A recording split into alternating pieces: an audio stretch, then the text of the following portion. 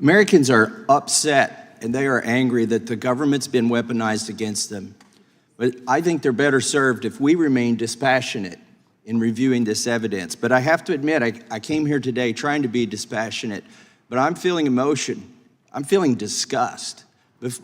Before us, among these witnesses, is represented decades of exemplary service in the military, in the FBI, service to our country for which your families have sacrificed, for which you have sacrificed to give this service, and now the other side of the aisle just wants to disparage you for bringing forth facts that the American people need to know, that we need to know if we're going to change these whistleblower laws so that you're not punished for bringing us the truth. This is our we've had 4 hearings, and I'm noticing a disturbing trend here. Big business is working with the government to weaponize against the American people. And, the government says, well, this is okay because we're not violating the Constitution.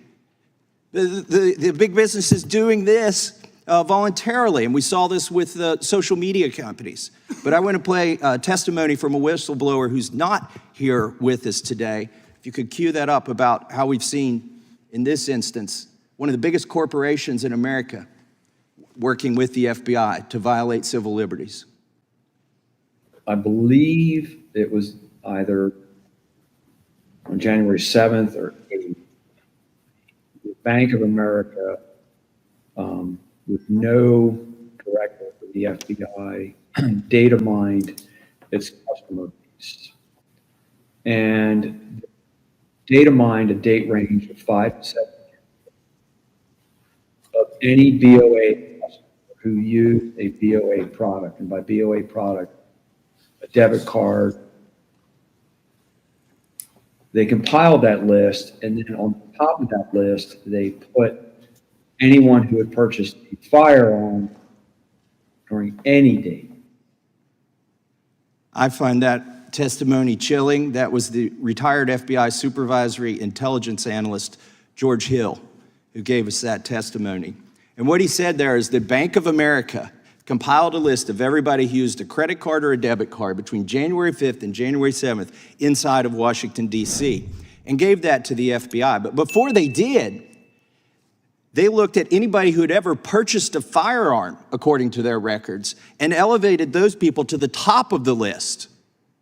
And they didn't geofence it to Washington, D.C. You could have, as Mr. Hill testified, you could have bought a gun in 1999 in Iowa with a Bank of America card, and then you got heightened attention, and then it was given to the FBI. Now, whether the FBI asked for this or whether they did this voluntarily is very chilling, because Bank of America, they've got a lot of issues in front of the government.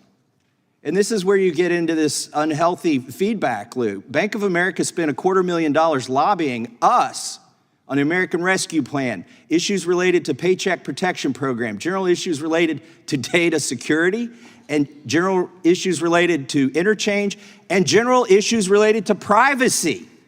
The irony of it. Bank of America is violating your privacy, working hand in glove with the FBI. Now, the FBI will say, we didn't ask for this, they just gave it to us. It doesn't matter.